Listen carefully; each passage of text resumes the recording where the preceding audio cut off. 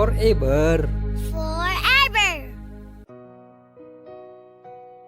Dear Papa Dudut, magandang araw po. Ako po si Romel, 19 years old at nagtatrabaho bilang crew sa isang fast food chain. Isang working student. At kasalukuyang nakatira sa Malabon City.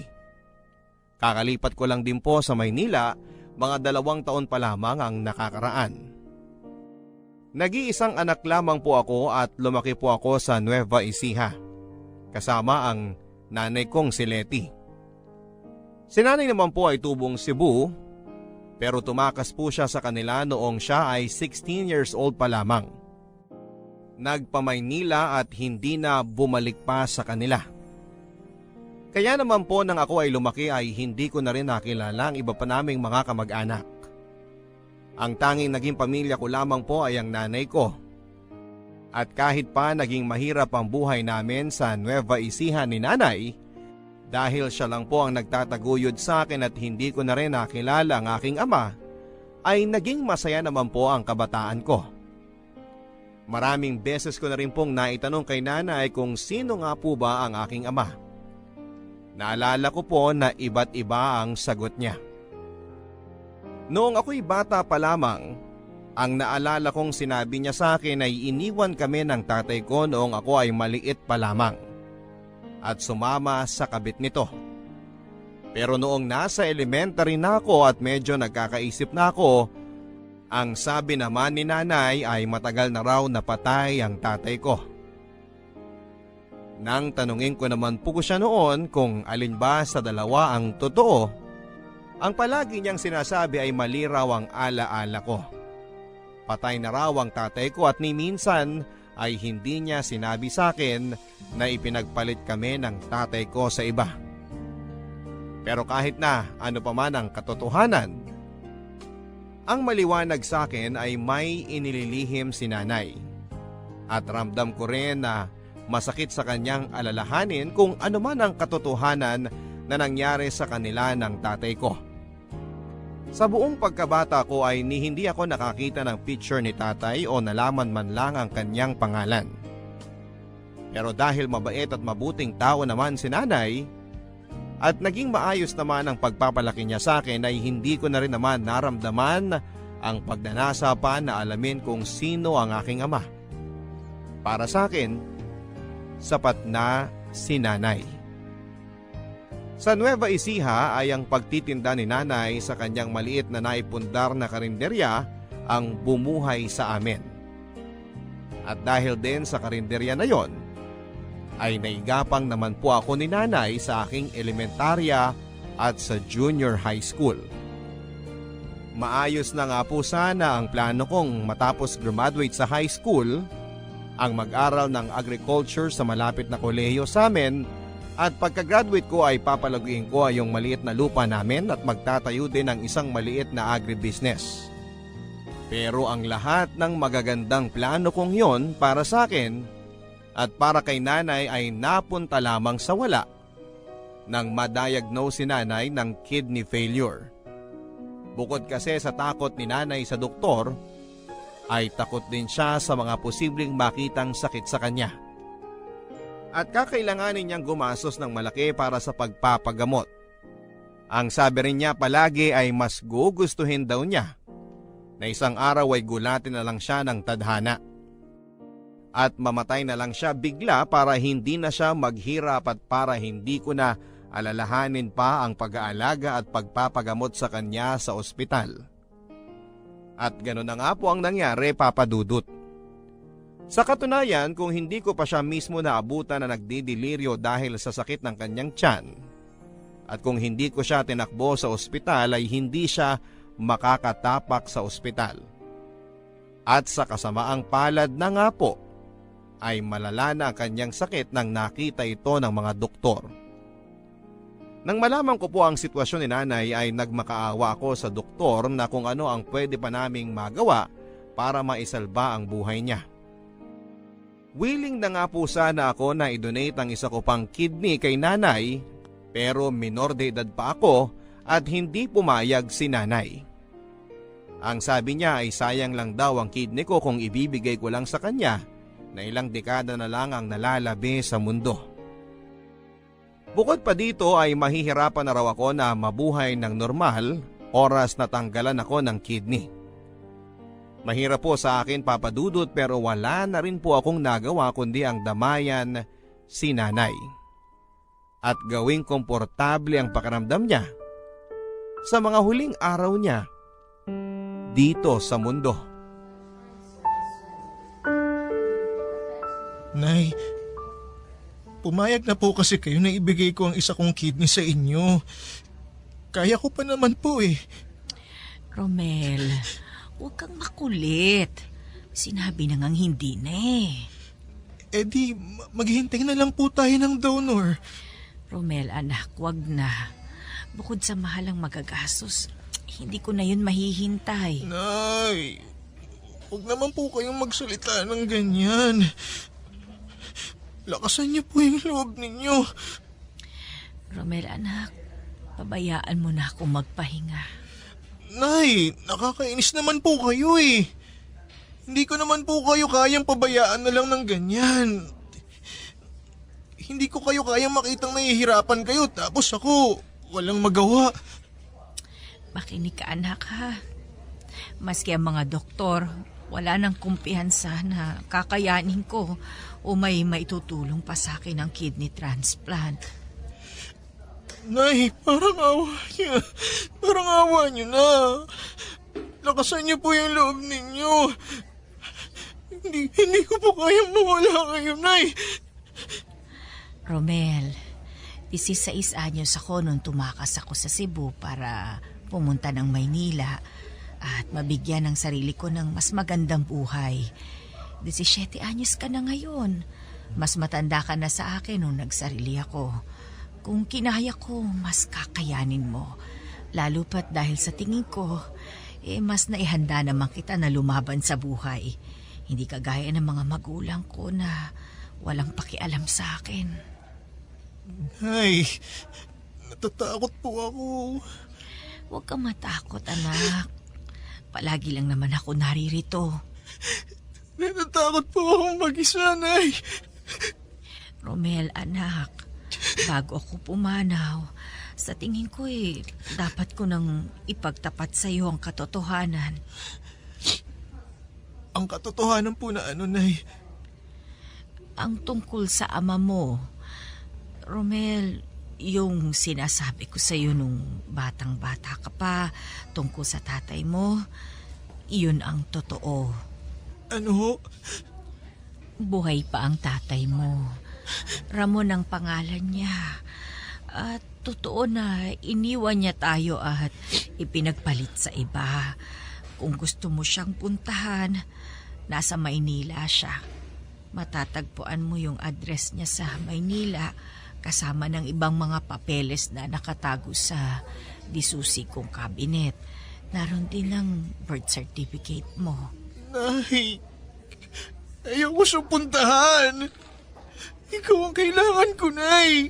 Nay, lakasan mo ang loob mo, Nay. Romel, anak, hindi na ako magtatagal sa mundo.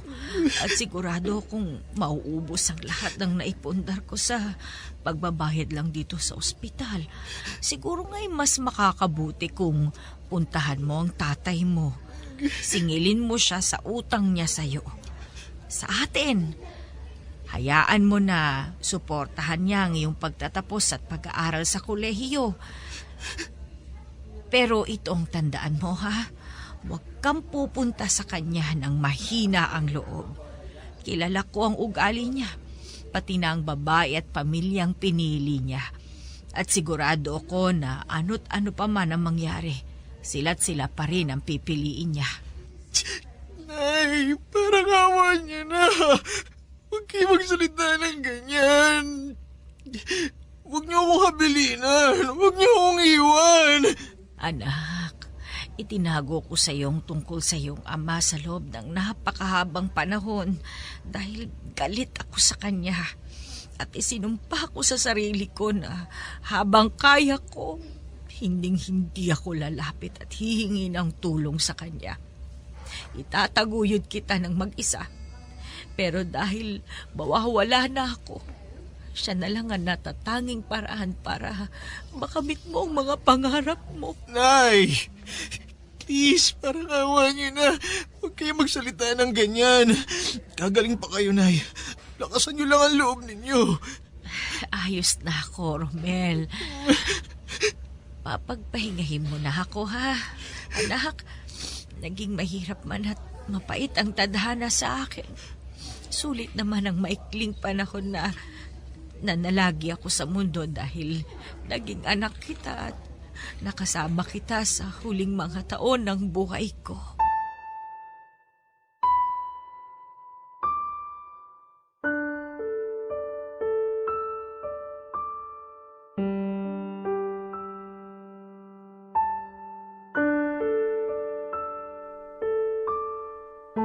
Dahil sa pagpapagamot ni nanay ay napilitan din po akong ibenta ang maliit na lupa namin upang makabayad sa utang sa ospital.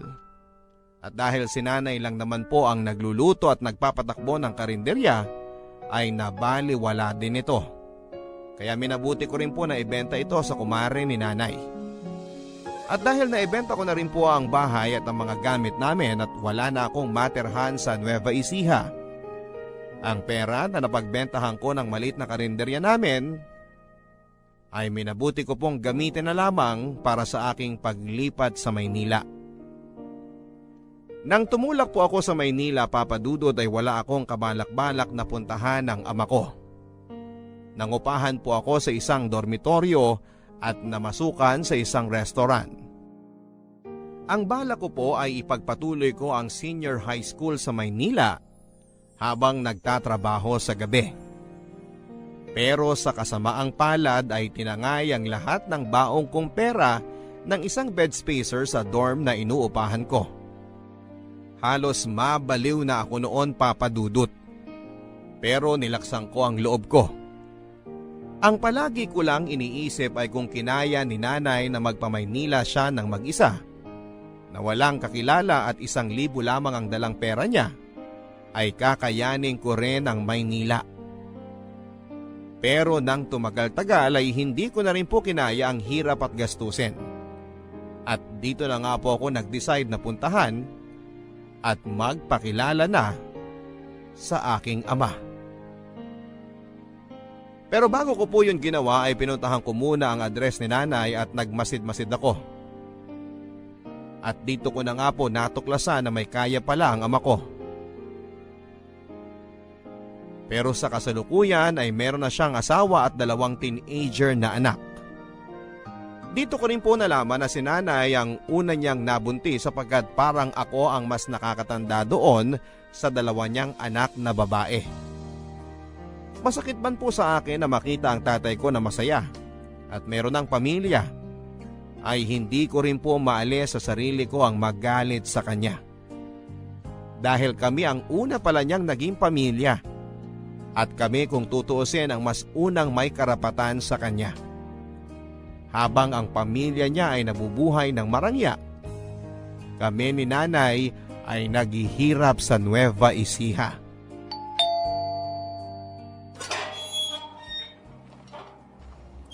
Ano yon?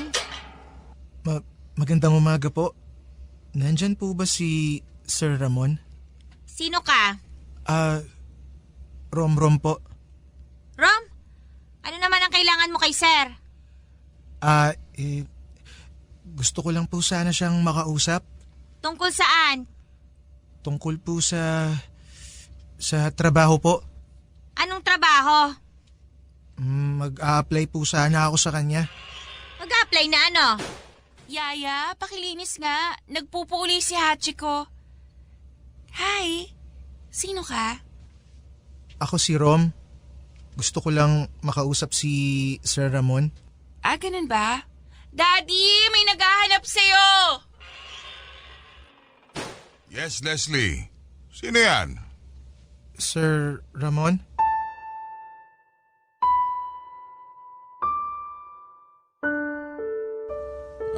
Leslie. Sige na. Doon ka na muna sa kwarto mo. May pag-uusapan lang kami.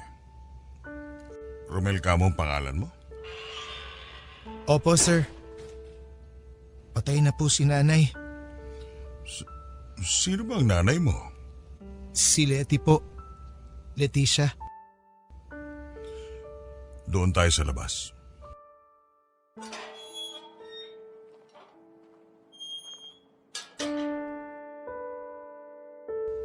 Bakit ka andito? Anong kailangan mo? Anak niyo po ako. Hindi ko alam ang sinasabi mo. Umalis ka na. Ano ho? Umalis ka na! Hindi kita kilala! Hindi ko kilala ang nanay mo! Sinungaling! Sinungaling kayo! Ito ang birth certificate ko! Nakasulat ang pangalan ninyo! Ito naman ang marriage certificate ninyo ni nanay! Kasal kayo sa West! At hindi ko alam kung paano kayo nakabuo ng bagong pamilya, ganun kasal naman kayo sa iba! Shh! Hinaan mo ang boses mo. Sige. Mag-usap tayo. Pero wag dito.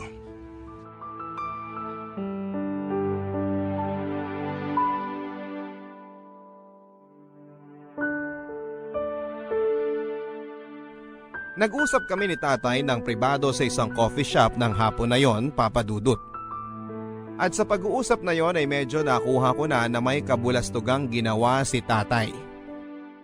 Sa aking pagtatanong sa kanya ay doon ko po napagtanto na mukhang pineke ni Itay ang papeles niya, kaya sila nakapagpakasal ng kasalukuyan niyang asawa na si Marjorie.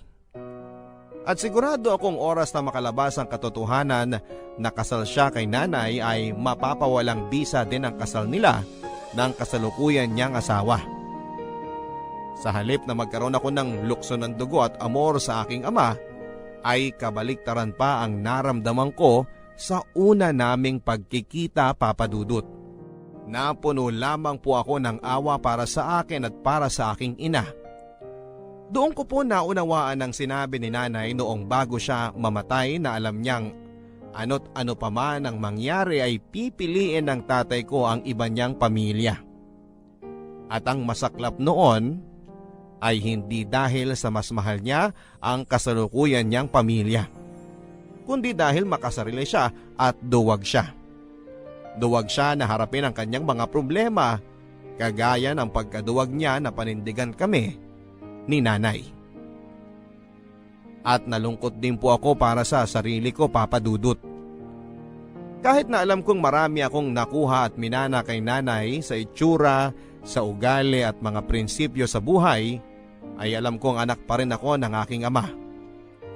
Nananalaytay pa rin sa akin ang dugo niya. At pakiramdam ko, ang naman ako sa kanya ay ang pagiging mahina ang loob at duwag. At kung hindi nga lang po siguro ako napalaki ng maayos, ng mabuti ni nanay, ay maaari sigurong mas naging matatakotin pa ako at mahina ang loob. Sa pag-uusap din po namin yon ni tatay, doon ko nalaman ang tunay na nangyari sa kanila ni nanay. Nang nagpamaynila pala si nanay ay namasukan po siya bilang isang kasambahay at isa na nga po sa mga napasukan niya at naging amo ay ang mga magulang ni tatay. 21 years old lamang si nanay nang namasukan siyang kasambahay sa bahay ni tatay.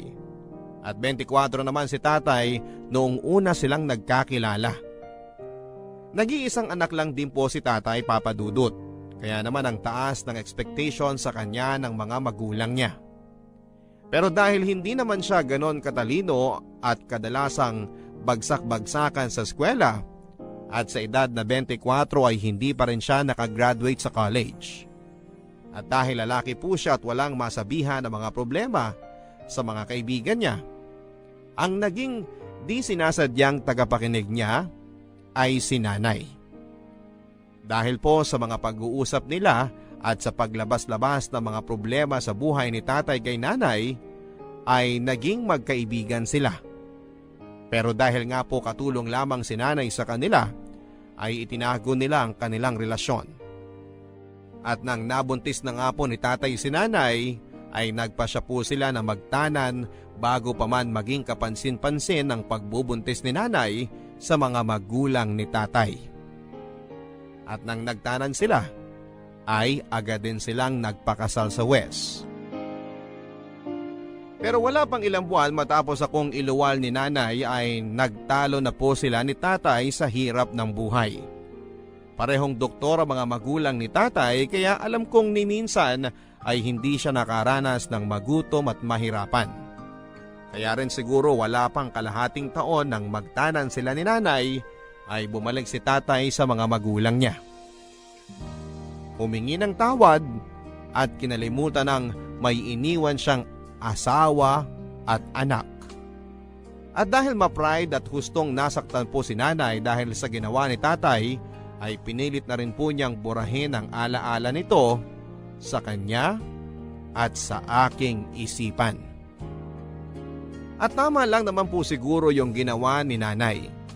Dahil pagkabalik ni tatay sa Maynila, ay nagkaroon na kaagad ito ng girlfriend, si Marjorie. Nabuntis pa niya kaagad at eto na nga si Leslie, ang aking half-sister.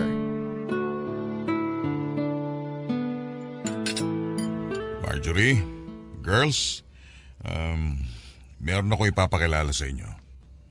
Hey! Ikaw si Ram, di ba? Andito ka lang nung isang araw Romel. Oh, sorry. My bad. Romel pala?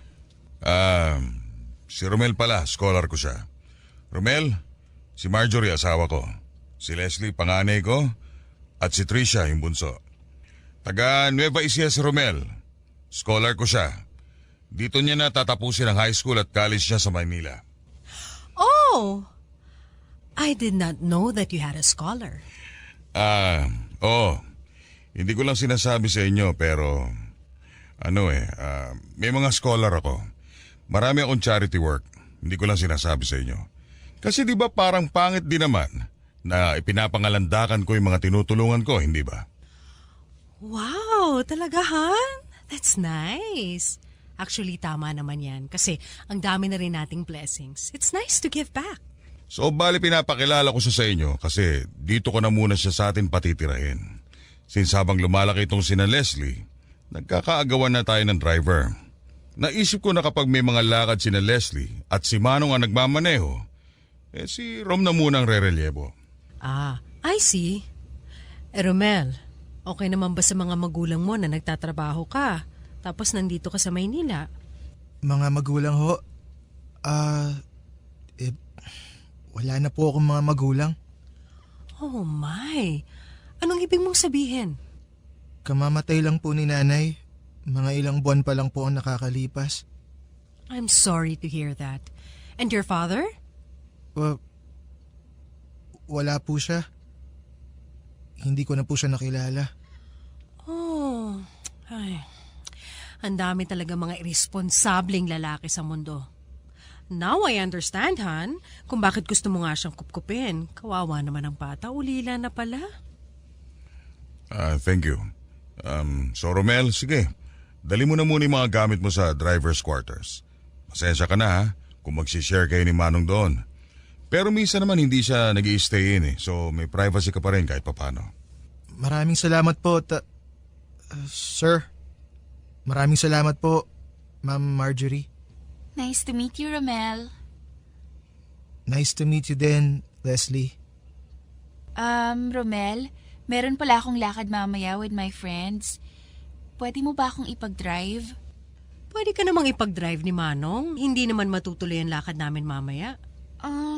Si Romel na lang. I mean, Manong so old kasi Minsan ginagabi kami sa labas ng friends ko, tapos inaantok na si Manong habang nagde-drive. It's so scary. Okay lang ba sa'yo, Romel? Okay lang po, sir. Sa totoo lang, Papa Dudut, ay naging palaisipan din po sa akin kung bakit pinili ni tatay na patirahin ako sa bahay niya kesa sa ikuha ako ng dormitoryo at ilihim ako sa kanyang pamilya. Naisip ko na baka po nanghihinayang siya sa dagdag na gasto sa pangungupahan sa titirhan ko. Naisip ko rin po na baka naman paraan niya yon para palagi niyang nakikita ang mga kilos ko. Ang bawat hakbang ko para mas kontrolado niya ako sa mga sitwasyon. Pero hindi ko rin maikakaila na sumagi sa isipan ko na baka naman pinatira niya ako sa bahay niya dahil nangungulila siya sa akin bilang isang ama. Na baka dahil sa pag-uusap namin ay nanumbalik sa kanya ang mga alaala at pagmamahal niya kay nanay. Nabukal sa loob niya ang tulungan ako at makabawi sa mga pagkukulang niya sa amin ni nanay. At sa tingin ko po, Papa Dudut, ay mas pinaniwalaan ko ang huling dahilang yon na sumagi sa isipan ko. Dahil naging madali po sa akin ang pumayag sa gusto ng tatay ko. Na kahit pinagpapanggap niya akong scholar lamang niya at balak niya pa akong gawing driver ng mga anak niya, mga half-sisters ko. At deep inside ay mahal niya ako. Pinaniwala ko ang sarili ko na yon lamang kasi ang tanging alam na paraan ni tatay para maipakita niya sa akin na mahalaga pa rin ako sa kanya. Sa kabila ng kanyang masalimuot na sitwasyon at sirkumstansya. Noong simulang mga linggo ay maayos naman ang naging karanasan ko sa bahay ni tatay. Naging maayos at magalang ang pakikitungo sa akin ng asawa niyang si Marjorie at ng mga half-sisters ko sa akin. Pero habang tumatagal ay mas nagiging komportable na sila sa akin. Ay unti-unti na rin nilang pinapakita ang tunay nilang mga anyo. Si Ma'am Marjorie ay napaka matapobre. Ang mga kapatid ko ay napakamaldita at maarte. At maski ang yaya nila at driver ay sinusungitan ako. Habang tumatagal ay mas pababa ng pababa ang pakikitungo nilang lahat sa akin. Habang tumatagal ay mas nararamdaman ko na nga na driver lamang ako at tagalabas ako. At maski sa sarili kong ama ay unti-unti ko na rin nararamdaman yon na mas nagiging driver niya ako kesa sa sarili niyang anak.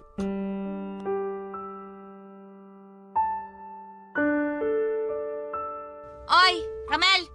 Ikaw na nga maglabas ng basura. May ginagawa ako dito. Sige po. Romel! Shh! Birthday na kumpare ko mamayang gabi. Ikaw na muna maghatid kay Ma'am Marjorie. Naku, kuya, paano po kaya yan? May exam po ako bukas eh. Pabayaan mo na yung exam na yan. Tandaan mo, ang prioridad mo ay yung kapakanan ng mga anak ni na Ma'am at Sir.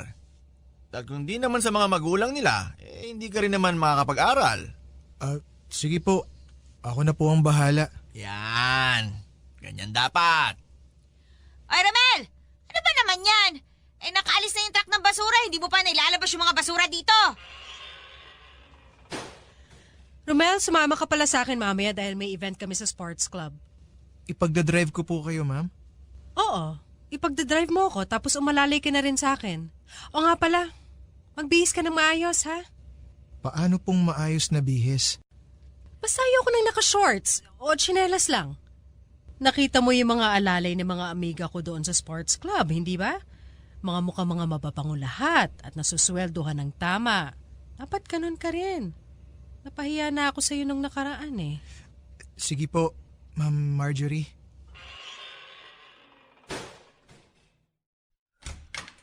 Yaya! Ayaw na naman mag-flush ng toilet! Umapaw na naman! Hoy, Ramel! Ikaw na nga umasikaso ng baradong kubeta! Sinubukan ko na po yung ayusin.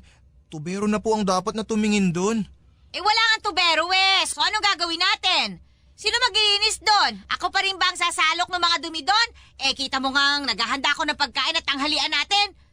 Ikaw na maghanap ng paraan para malinis yon dahil ikaw naman ang walang ginagawa.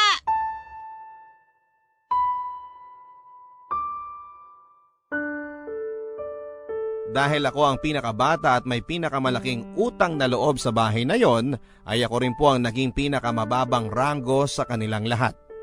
Maski ang kasambahay nila at driver nila tatay ay ako pa rin ang inuutusan. At may mga pagkakataon din po, Papa Dudut, na maski ako ay nakakalimutan ko na rin na anak nga pala ako ng tatay ko.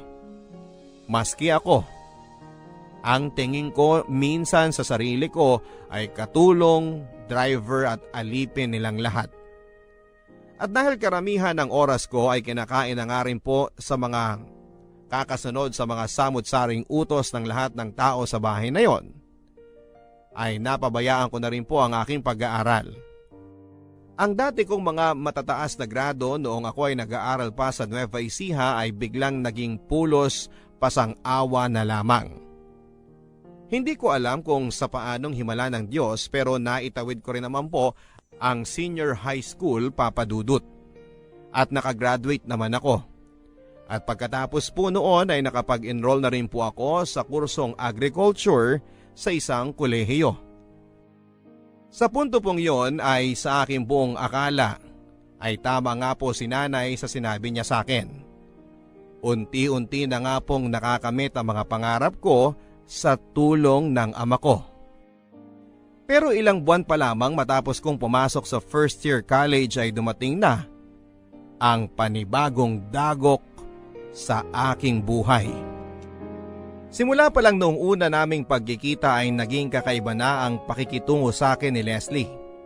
At sa 2 taong pamamalagi namin sa iisang bahay ay lumakas nga ang pakiramdam ko na crush niya ako.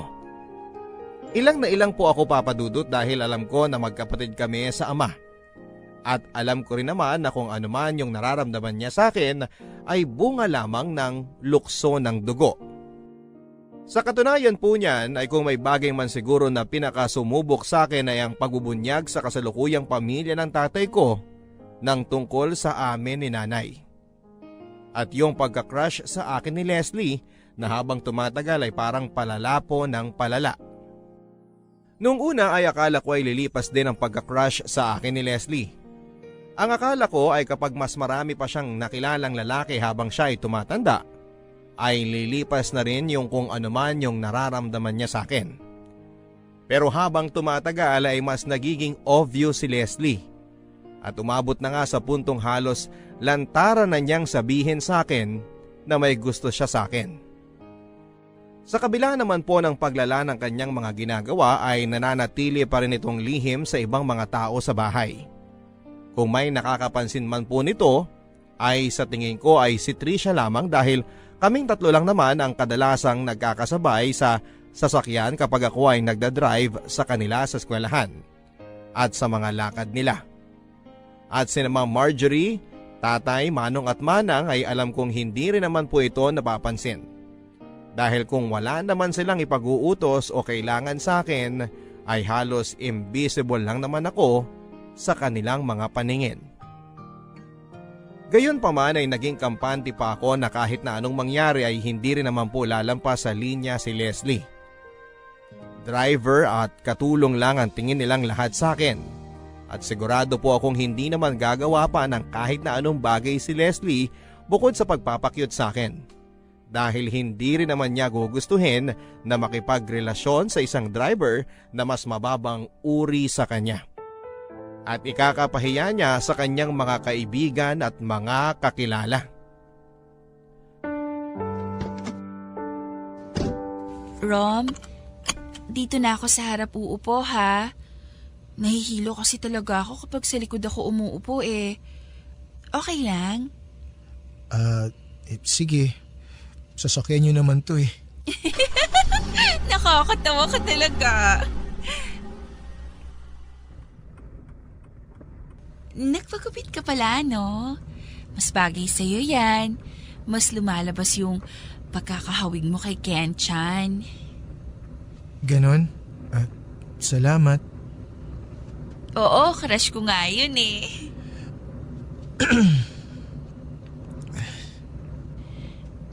So, kumusta naman yung first week mo sa college, Rom? Okay naman. Masaya naman.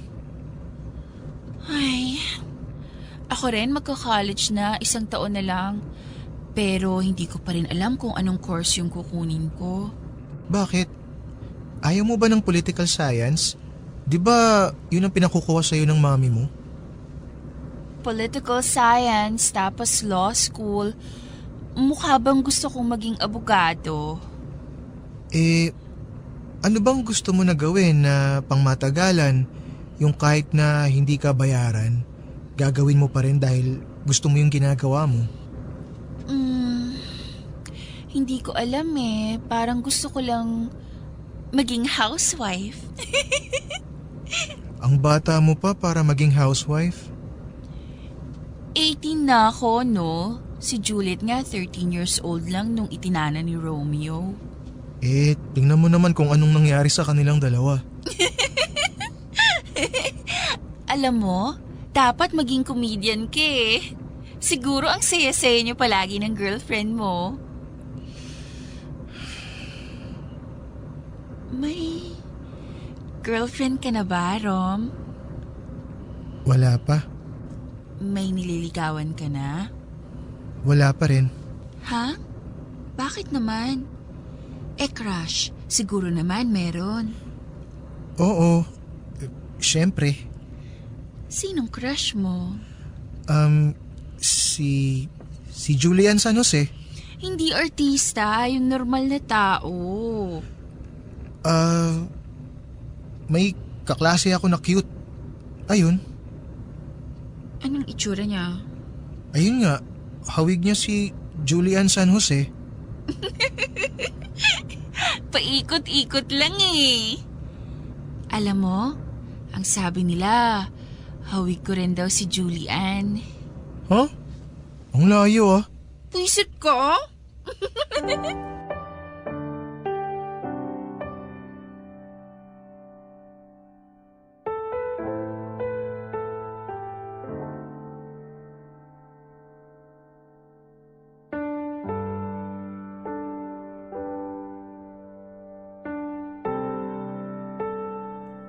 Noong pong mga panahong unang pasok ko sa kolehiyo ay naging mas lantaran si Leslie sa akin, Papa Dudut. Madalas na kapag wala si Trisha ay doon na po siya umuupo sa harapan ng kotse. Katabi ko sa driver's seat. At noong tumatagal pa ay maski kay Trisha ay hindi na rin siya nag-iingat. Sa harapan pa rin po siya umuupo, katabi ko. At kapag pinagdadrive ko siya o kapag magkasama kami ay madalas na napupunta po ang usapan namin tungkol sa love life. Nakadalasan nga po ay nauuwi na po sa pagtatanong niya tungkol sa personal kong buhay. Kung ano po yung mga gusto ko sa babae at kung sino-sino na nga po ang mga naging girlfriend ko. At kahit na isang tanong, isang sagot lang po ang ibinibigay ko kay Leslie ay hindi po siya naaapektuhan dito. Patuloy lang siya sa pag-iimbestiga at pagtatanong sa mga personal na detalye sa buhay ko, Papa Dudut. At napapansin ko nga po na kung ano man ang impormasyon na ibigay ko sa kanya, halimbawa ay yung nabanggit ko sa pag-uusap namin na madasalin yung daddy kong GF sa Nueva Ecija, sa mga susunod na araw ay magiging ganun din siya. Naging biglang deboto na siya sa isang santo sa simbahan. At nang banggitin ko pa na gusto ko sa mga babae ay yung hindi masyadong nagmi-makeup ay pansin ko nang sa mga sumunod na araw ay binawasan na rin niya yung kadalasan niyang inilalagay na makeup.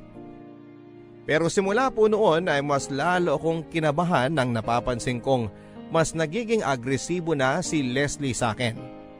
Yung mga inosenteng tanong niya tungkol sa nakaraan ko, sa love life ko, sa mga tipo kong babae ay unti-unting nauwi sa mga tanong na sexual.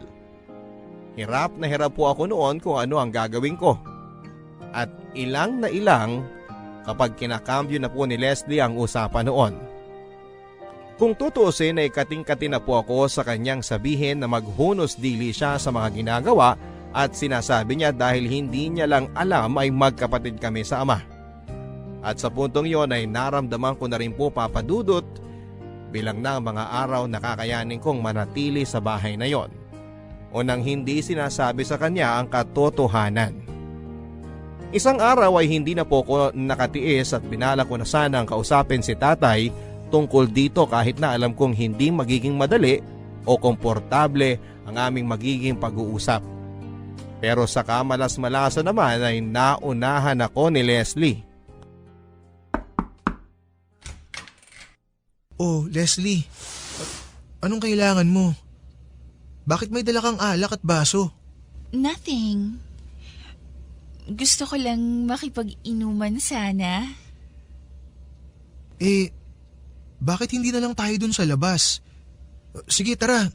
Dun tayo sa garden. Ayoko. O tsaka ano ka ba? Di nakita ni na mami na umiinom ako ng beer, tapos ikaw pa yung kainuman ko. Bakit mo ba gustong uminom? May problema ka ba? Oo Pero ito, inumin mo muna to. Hindi ako umiinom.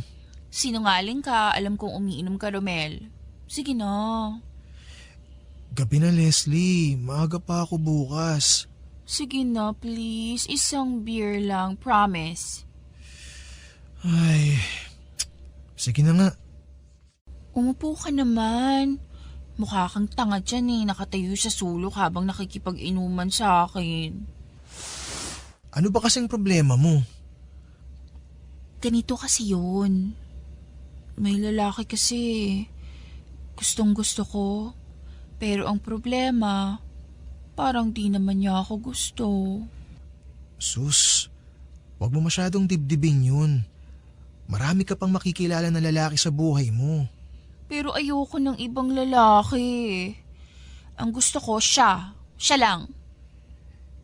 Paano yun? Sinabi mo nga, hindi ka naman gusto. Hindi mo naman pwedeng puwersahin yung tao na magustuhan ka. Ano bang problema sa akin, Romel? Pangit ba ako? Sexy naman ako, diba? Ang dami naman nagkaka-crush sa akin. Pero ewan ko pa sa lalaking to. May mga sandali pa na pakiramdam ko, pinandidirihan niya ako. Baka hindi ka lang talaga niya gusto, Leslie. Hayaan mo na.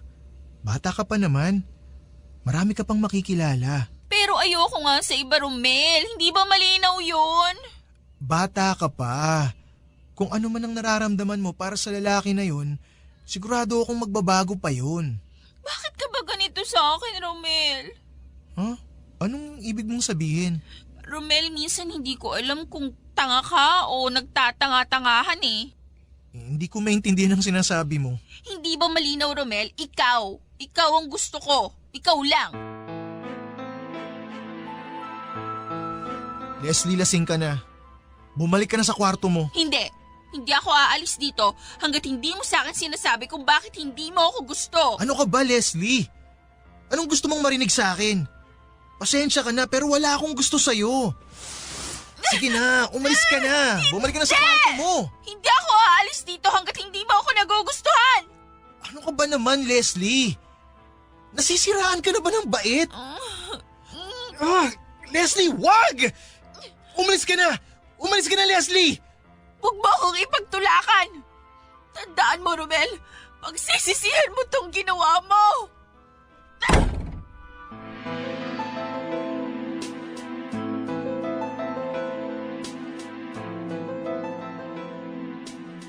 Kinabukasan matapos po ng insidenteng yon ay pinalabas ni Leslie na ninakawan ko siya ng cellphone nang iniwan niya ang bag niya sa sasakyan. Kinumpronta po ako ni Ma'am Marjorie at syempre tinanggi ko ang ibinibintang sa akin ni Leslie. Pero dahil na rin po sa pagtanggi kong yon ay mas nagalit sa akin si Ma'am Marjorie dahil pinapalabas ko raw na sinungaling ang anak niya. Bakit naman daw sasabihin ng anak niya yon? Ano raw ang mapapala ni Leslie sa pag-frame up sa akin na nagnakaw ako? Ano naman daw ang mapapala ni Leslie sa akin? Gayong driver lamang ako at mahirap lamang ako. Maski sina Manong at Manang ay nagbitiw na rin ng masasakit na salita sa akin. Wala daw akong utang na loob. Matapos raw akong kupkupin na mag-asawa at pag-aralin ay ganun pa raw ang igaganti ko sa kanila. Tanging si tatay lang po ang hindi agad naniwala sa ibinibintang ni Leslie. At matapos po akong kastiguhin ni Ma'am Marjorie ay kinausap ako ni tatay ng personal. Nahihirapan daw siyang paniwalaan na ninakaw ko ang cellphone ni Leslie. Ano daw ba ang tunay na nangyari? At nang sinabi ko po sa kanya ang ginawa ni Leslie noong nakaraang gabi ay hindi naging komportable ang pagtanggap dito ni tatay. Ang sabi po niya sa akin, Papa Dudut, mas makakabuti pa siguro kung aalis ako sa poder nila. Ayaw daw niya ng gulo. At hinding-hindi daw niya maaaring pahintulutan na malaman ng asawa at ng mga anak niya ang tungkol sa amin ni nanay.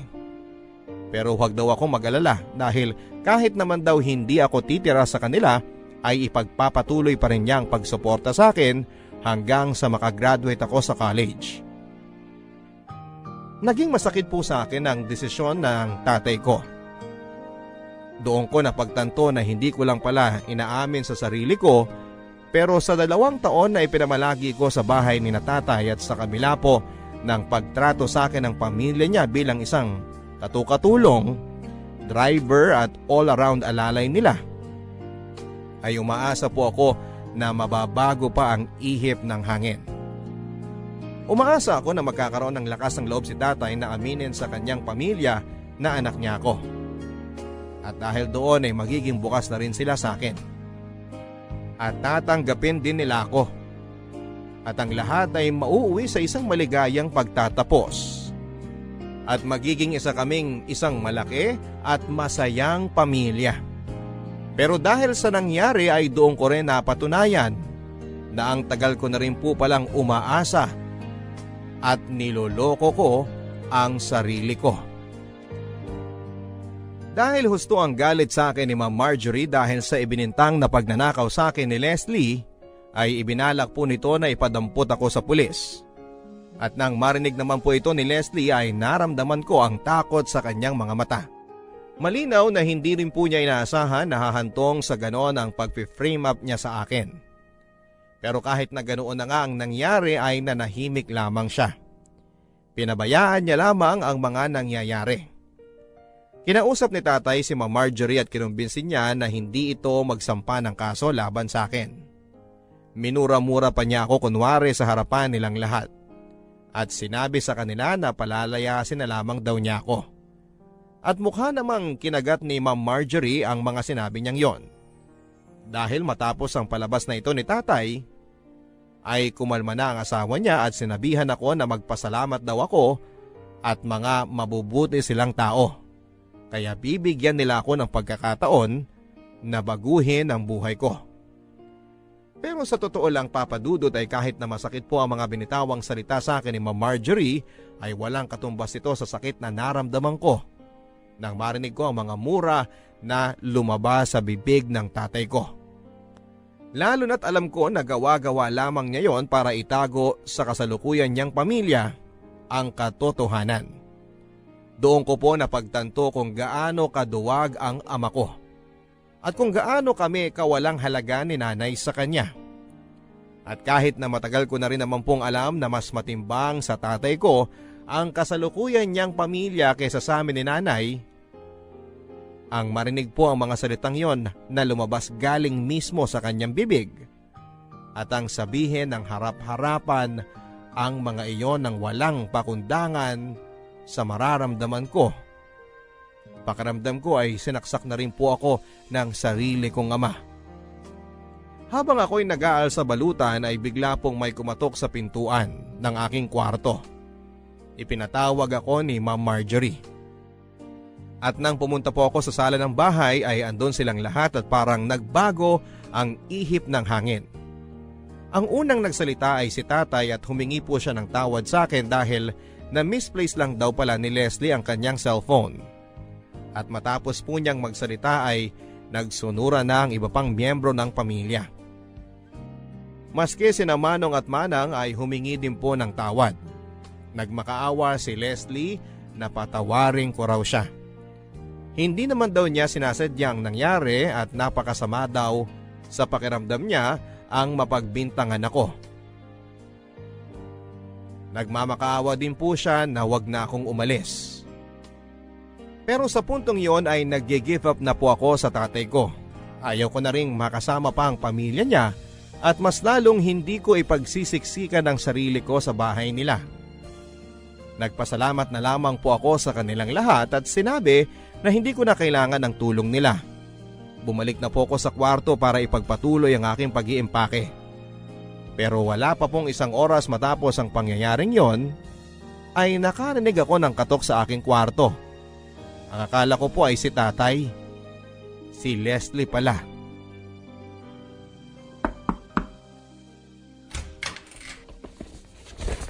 Leslie, anong ginagawa mo rito? Romel, please. Parang awa mo na. Patawarin mo na ako sa nagawa ko. Sinabi ko naman na sa inyong lahat kanina. Napatawad ko na kayo. Kasama ka na dun. Bakit kailangan mo pang umalis? Leslie, matapos yung nangyari, hindi na ako pwedeng manatili dito. Bakit? Ganon na lang ba yung pandidiri mo sa akin? Ganon mo ba ako kaayaw na kailangan mong umalis pa? Leslie, basta. May dahilan ako. Romel, makinig ka. Alam ko naman eh. Gusto mo rin ako. Ano? At paano mo naman naisip yan? Kasi mabait ka sa akin. At saka minsan nahuhuli kita, nakatingin ka sa akin. At alam ko na ang tingin na yon, hindi lang pang kaibigan o amo. Tingin yun ng taong may pakialam. Ng taong may nararamdaman. Leslie, minsan sa buhay ng tao, nakakakita tayo ng mga bagay na kahit wala naman, akala natin meron. At pinagpipilitan pa natin na meron talaga. Dahil ang mismong pagkatao natin ay ang may pagkukulang. Hindi ko maintindihan ang sinasabi mo. Ang alam ko lang, sigurado ako sa nararamdaman ko. Leslie, parang awa mo na.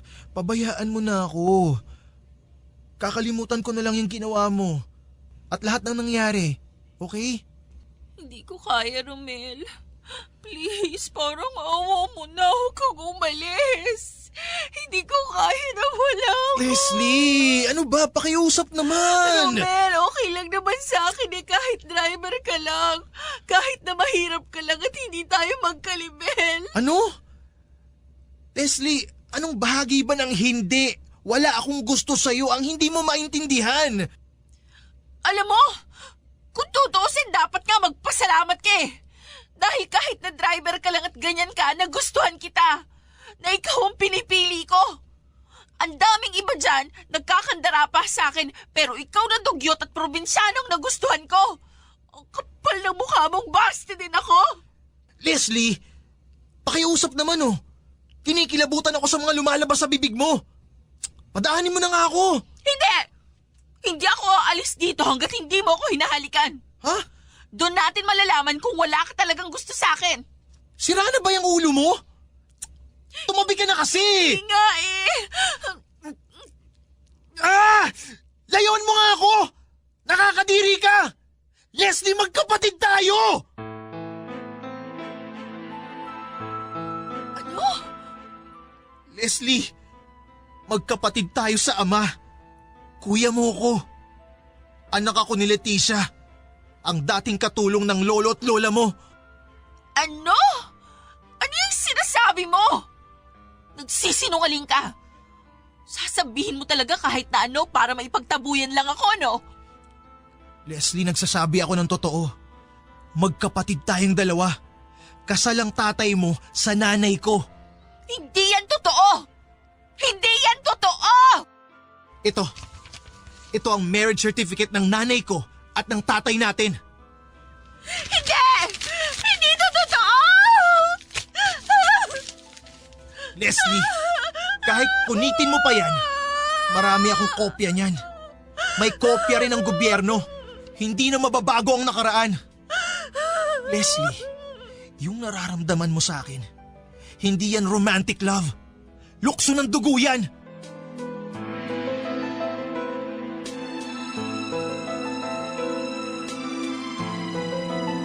At kahit na awang-awa ako kay Leslie ay pinabayaan ko siya na umiyak lang doon nang umiyak sa aking kwarto at iniwan ko siya sa ganong estado.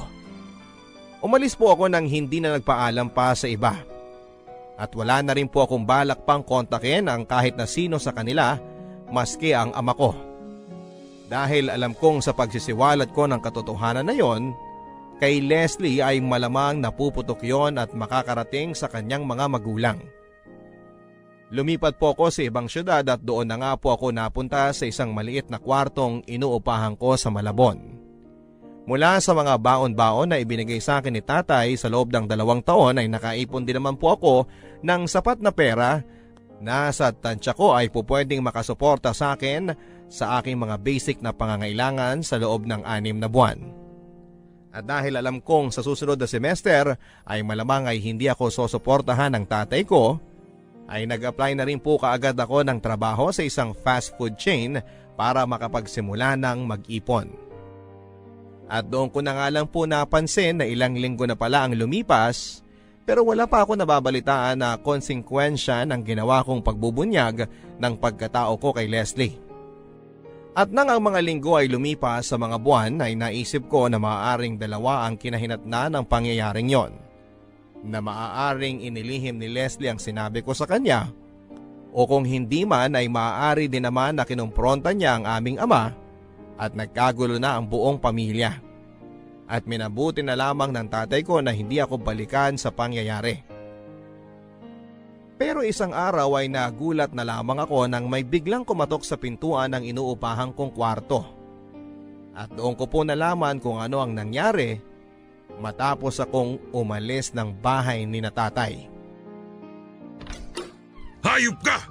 Natuntunding kitang animal ka! Iwan niyo ako! Sinira mo buhay namin! Sinira mo buhay ko, hayop ka! Sir! Anong kaguluhan to? Tulungan niyo ako! Halika kayo rito! Iwan niyo ako! Tama na! Tama na! Alam mo ba kung nasa si Leslie ngayon? Nasa psychiatric ward siya! Sinubukan niya magpakamatay! At hindi pa namin malalaman ang tunay na dahilan kung bakit siya nagtaka magpakamatay kung hindi kami kinausap ng psychiatrist niya! Bakit ba kasi hindi ka na lang nanahimik, Romel? Ano pumasok sa kapiranggot mong utak at sinabi mo sa kanya yun? Dahil gusto kong halain ang anak mo! Ng mismong kapatid ko! Pero may maayos na paraan ng pagsasabi Bakit kailangan ganon? Ewan ko! Siguro dahil sa mga oras na yun, inuna ko naman yung sarili ko! Dahil doon ko na-realize na kahit ano pa ang mangyari, ang mismong ama ko, hindi ako unaing isipin! Hindi niya ako pipiliin! Ang sarili ko na lang ang pwedeng maging kakampi ko! Bakit? Ano pa ba gusto mo? Pinatuloy kita sa sarili kong bahay! Pinag-aral, binihisan! Kahit na maayos sa tahimik na ang buhay ko, pinapasok pa rin kita doon! At tinanggap pa rin kita kahit na pwede na makitang talikuran! Ang kapal din talaga ng pagmumukha mo, no? Sir Ramon, ipapaalala ko lang sa inyo na kami ng nanay ko ang una mong pamilya. Siya ang una mong minahal, pinakasalan at pinasa! At ako ang una mong anak! Ako ang panganay mo! Tapos magsasalita mo ako ng ganyan ang kapal ng mukha mo! At wag na wag niyo sa akin isumbat na para bang utang na loob ko na tinanggap niyo ako sa pamamahay ninyo! Na dapat ipagpasalamat ko pa na itinrato niyo ako at ng pamilya niyo na driver imbes na kadugo! 17 taon niyo kami pinabayaan ni nanay! At yung pagpunta ko sa inyo, naniningil lang ako sa obligasyon niyo sa akin! Asal dugyot ka talaga! Alam mo ba kung anong ginawa mo sa aming mag-asawa? Wala akong pakialam! Hayop ka talaga! Dahil sa'yo, naipaghiwalay sa akin si Marjorie! Winasak mo ang pamilya ko! Wala akong mayaharap sa mga tao! Silang lahat, mga kamag-anak ko, mga kaibigan ko, mga kasama ko sa negosyo, alam nilang nagkaanak ako sa isang katulong! Hayop ka, Romel! Winasak mo ako! Sinira mo ang buhay ko! Tama lang yan sa'yo! Karma ang tawag dyan, tay! At least ngayon, quits na tayong dalawa! Dahil sa pagiging makasarili mo at mahiya mo! Matagal mo na winasak ang buhay namin ng nanay ko! Hayop ka! Papatayin kita! Sir! Tama na ho! Karding! Tumawag ka ng barangay!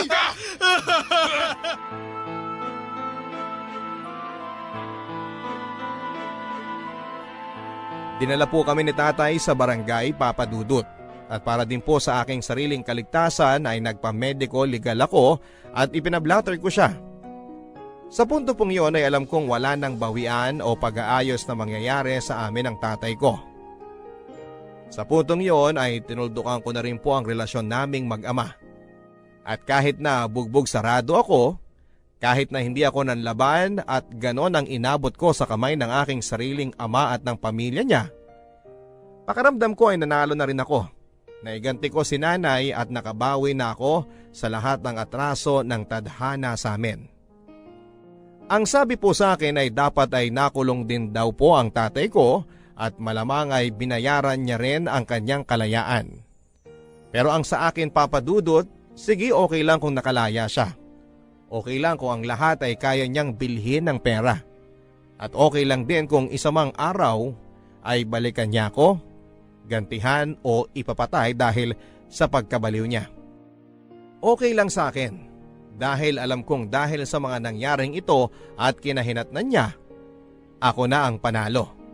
Wala na akong takot sa dibdib at hindi na ako duwag kagaya ng tatay ko. Nakawala na ako sa pagiging anak ng tatay ko. Pero aaminin ko sa inyo, Papa Dudut, habang tumatagal na humuhupa na ang galit sa aking puso, paminsan-minsan ay naiisip at naaawa din ako sa sinapit ni tatay pati ng kanyang pamilya. Lalong-lalo na si Leslie. Oo, naging malupit nga sila sa akin. Naging matapobre sila.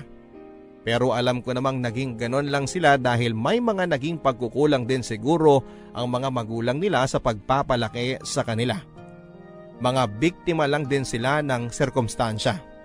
At ang pinakamatinding trahedya sa kanila ay kahit na siguro ano pang dagok ang abutin nila sa buhay ay hindi sila matututo ng mga dapat nilang malaman.